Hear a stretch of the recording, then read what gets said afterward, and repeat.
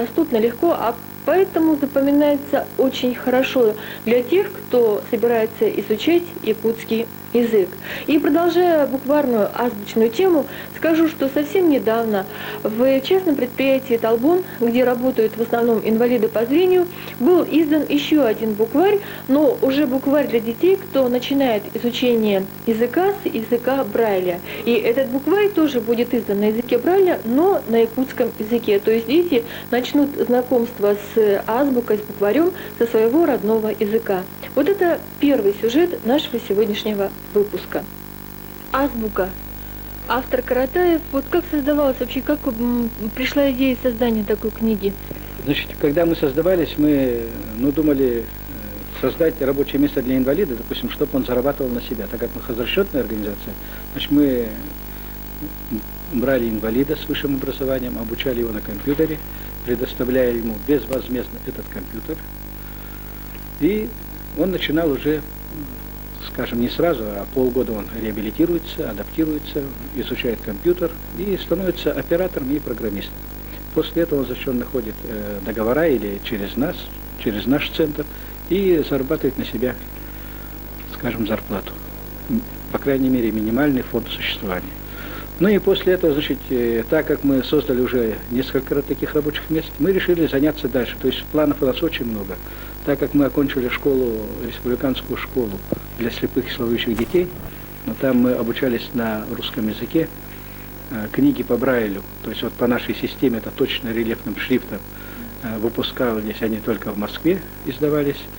Так как сейчас вот переходит обучение на национальные языки, то есть вышла в свет, так скажем, национальная концепция. И вот, значит, в свете этой национальной концепции мы решили создавать учебники на якутском языке для наших учащихся нашей школы, так как там 90% это ребята из улусов.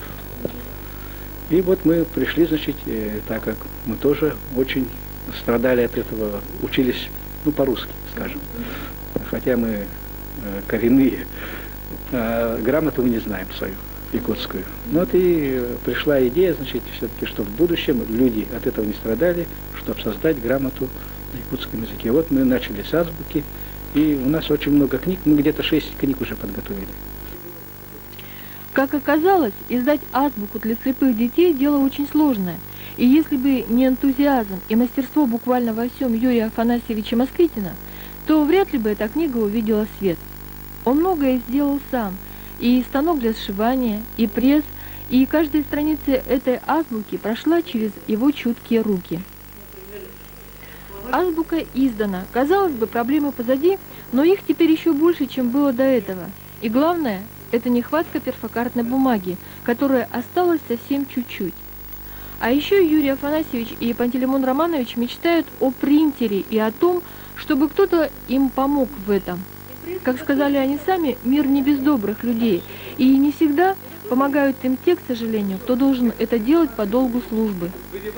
По словам героев нашего сюжета, ко многим просьбам и пожеланиям инвалидов руководители социальной службы республики и города относятся скептически, а у Пантелеймона Романовича и у Юрия Афанасьевича немало отдельных полезных предложений, которые помогут десяткам людей найти свое дело в жизни.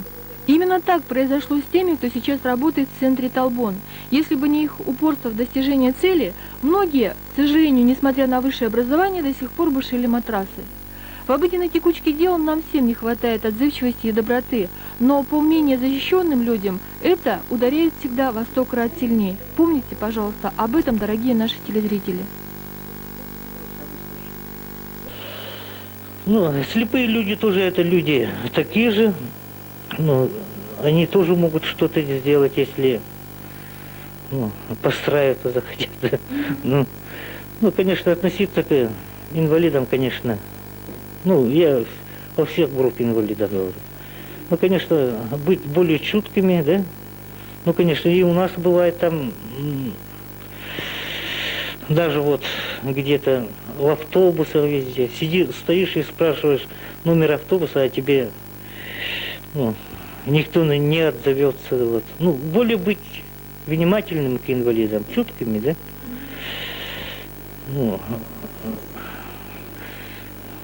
Ну, короче, беречь друг друга, чтобы относиться как-то более мягче.